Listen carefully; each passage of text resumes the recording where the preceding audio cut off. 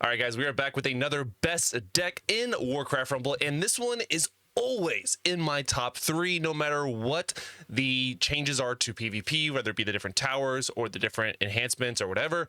Everything is always the same in terms of my top 3, and this person is always on it, and that's none other than Baron Rivendare. Now, before we get started, guys, I do want to give a huge shout out to Warcraft Rumble for sponsoring today's video and the overall channel. Once again, thank you guys so much for working with me. I am still loving the game and enjoying working with you guys. So let's get back to the content. Let's go ahead and jump into this deck, guys. This one is a doozy. All right, so it is none other, like I said, than Baron Rivendare. So Baron Rivendare is it has been a phenomenal leader for a long time. I'm using him with the talent Chill of the Grave, which spawns skeletal mages at all of your towers.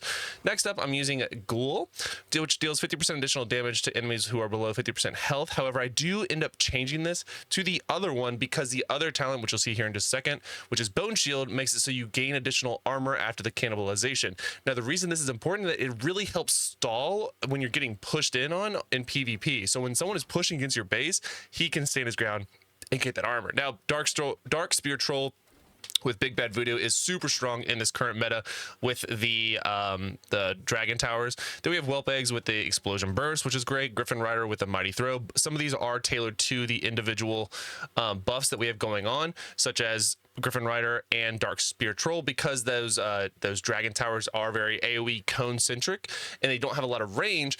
The Dark Spear Troll can actually heal through it, and the Griffin Rider, before dying, can actually do a ton of damage to a tower or the main core prior to, again, dying. So that's why I have them in here. And Griffin Rider I generally have in all my decks. Cool Burrow is, again, always good. I'm using with Bramble Burst currently, but you can use any of his talents. It's totally preference. Then Safe Pilot with Gnome and Cloaking Device. You could also use the other one with Coming in Hot to apply a burn. I use that one more for other things, but really this is what I use the most, is Gnome and Cloaking Device, because not only do you get the additional impact damage, but you also get her invisible and drop it. You can see that Baron is number 1 in my top 3 in PvP. So, first match, Ragnaros. What? Yep. First time playing Ragnaros, and it is with our Baron Rivendare deck. Now, this map in particular is, at least in my opinion, very, very good for Baron, especially with the Dragon Towers. The mages will literally poke down all their main core as well as their base. Now, one of the effects that are currently going on that might change by the time you see this video is that of where your base loses health, you get additional gold. So you can see that he has Deep Breath as well. I definitely don't have Deep Breath yet. So right off the start, he's setting the tone. He's a higher rank. He has Ragnaros, and he has Deep Breath. All 3 of which I do not have. I forgot the name of the rank that he is, but that's very high, much higher than I am. So, you know, I'm sort of progressing my push like I normally do. I try to split push as much as often, especially when somebody has better decks than me, because I need them to waste more gold. As long as I'm cycling my units, and that's what people don't necessarily expect with a Baron Rivendare deck, is that this very, very cycle heavy. So I can cycle through and get to units that I need for situational awareness or situational things and actually play better than what my deck is in terms of either levels. You can see a lot of his units are level 10. There's the Ragnaros on his main turret, which, if you don't know what Ragnaros does, he literally will put himself on a tower, and then you have to beat him before damaging the actual tower. So in PvP, putting it on your main base is a very great strategy, because you literally have to burn through all of his health and kill him in order to actually do damage to your opponent's base. Now, where is that tricky? Imagine a countdown where Ragnaros is sitting on top of a tower when you're getting ready to win and it's doing like the massive amount of damage. You could put Ragnaros up there and literally just delay the game a little bit longer. There's, once again, Deep Breath, just one-shotting everything. Again, I don't have Deep Breath. I didn't realize how much damage it did, but my gosh, apparently it does a lot. So you can see I'm still trying to maintain control of both the gold treasure chests as well as the gold nodes. I'm dedicating a lot of gold to this, so it's going to turn into a bit of like a break even in terms of the gold, but he is as well. They are, whatever. But you see, I'm also split pushing, and I'm always keeping, that was actually a really good Deep Breath by killing everything, my push and the middle lane. Again, this is a very, very good player. So shout out to Paladin UIG for this game. You won't believe the ending, so make sure you watch this one to the very end. And this was my first time playing against a Ragnaros. So you can see a Griffin Rider coming in. I do want to make sure, and he does a really good job of keeping this Wyvern on me, or the gargoyle, I think is what it's called. The gargoyle on me at all times. Now, it's not an ideal tower to use a gargoyle. So like if this was a different tower, he probably would have had way more success with it. But as you can see, by the time the gargoyle gets to my base, he's just fried from the dragon tower. So I'm split pushing as much as possible. He did just use Ragnaros's ability once you have Ragnaros out, which is like that AoE damage on your tower, which did sort of shut down my push. So Ragnaros is really just has a multitude of different things, and the fact that he's Blackrock, it means you can like buff Dragon's Breath, which is just super sick. If you can't tell, I'm very jealous. One day I'll get Ragnaros and Dragon's Breath. But anyway, all right, there's another Dragon's Breath. So you can see it is a gold manipulation game. There's 10 seconds left in the game. My health is just a hair bit lower than his is. You can see that the only damage I put on there is from my little mages, from my skeletons.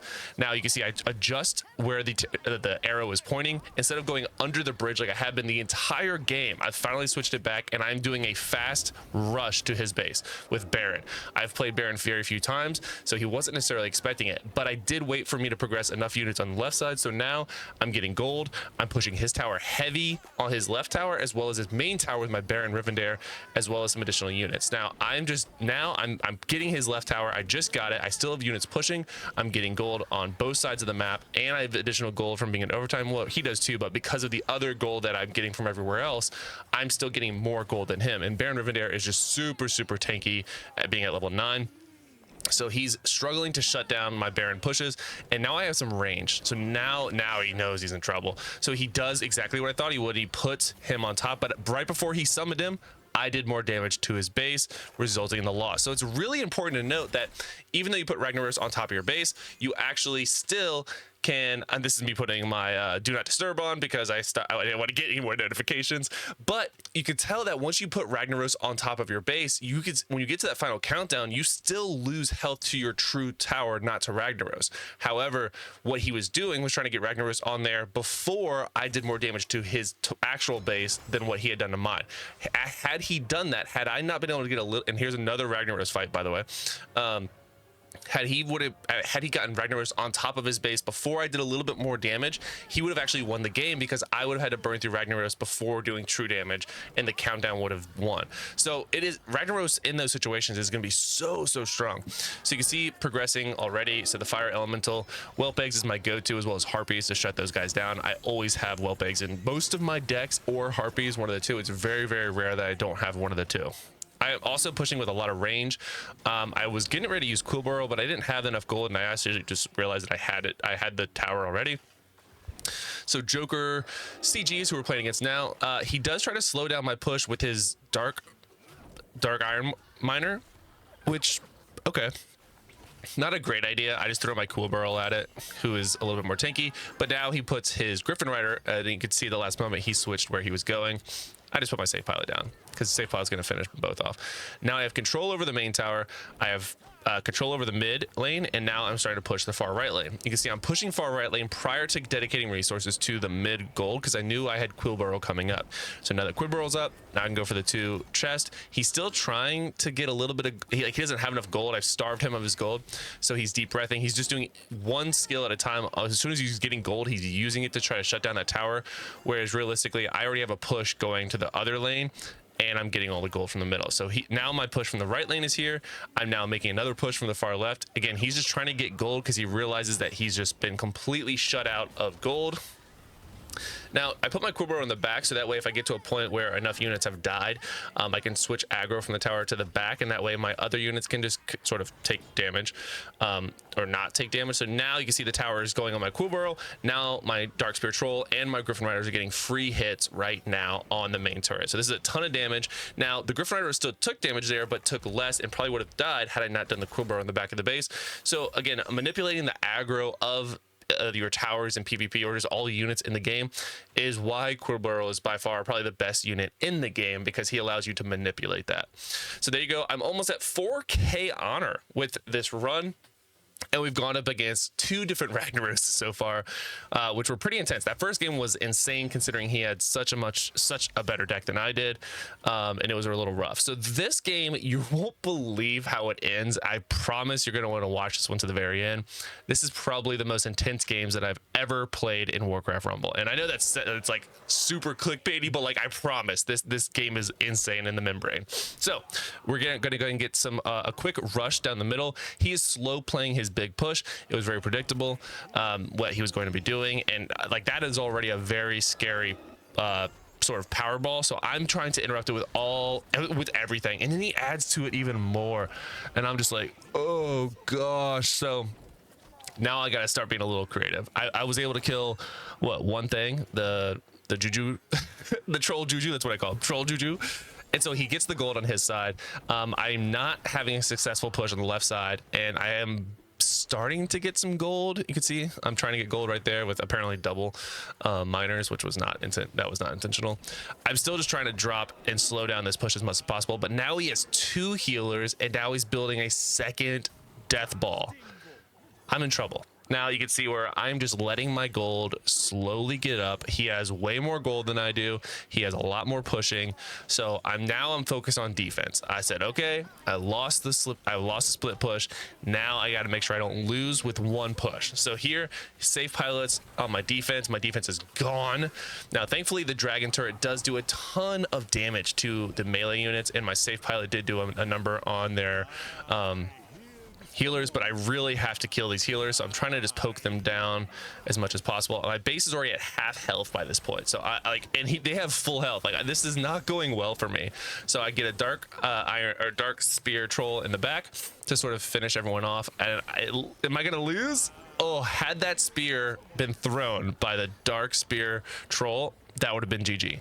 So now I'm getting more gold because of the trait that is active right now in PvP, where the lower health you are, the more gold you're getting. So now I'm getting an abundance of gold. Now, the number 1 mistake you can make in this situation will be just hope that they don't have any spells they can just drop on you. So like at any point, I have literally a sliver of health. He could just drop any amount of any unbound unit on me, and I would lose. But if you But if you paid very close attention, he didn't have any unbound units. All of his deck is made around his big push. So now I have my dark spear troll just throwing spears at his base. Look at his base, constantly getting tracked down. Now I'm also, while I'm pushing his main base with a dark spear troll, I'm keeping pressure on the other bases. So now, and you can see I'm more units coming in. I'm keeping my dark spear troll alive. This guy is going to be the MVP. Now I know this guy is panicking. He's like, dude, I have this guy at 1 health. What's happening right now? What happened is we did the Uno reverse card and came back for the win. Now, again, dark spear troll is not like game ranking broken, but in the meta where you can use him for the dragon towers, he is so good. And as you can see, that put me over 4K honor on my Baron Rivendare. He is by far my favorite leader to use of all time. I probably have, like, on my personal opinion, my biggest skill gap on him. Like, I feel like I've very much know and have like a mental idea of when those minions are going to be spawning, which really helps me progress and push around those minions. So let me know what you guys think about this. Again, Baron Rivendare is an absolute unit in this game. And if you guys didn't know, Warcraft Rumble is totally free to play. Make sure you click the link in the description of this video for a free download of Warcraft Rumble, where you can have these intense games at the palm of your hand in your mobile device. So make sure you download the game right now using my link in the description. And thank you once again to Warcraft Rumble for sponsoring today's video. It's been an absolute blast, and man, Baron Rivendare is an absolute MVP. And if you think so too, make sure you like the video. Until next time, guys, have a good day.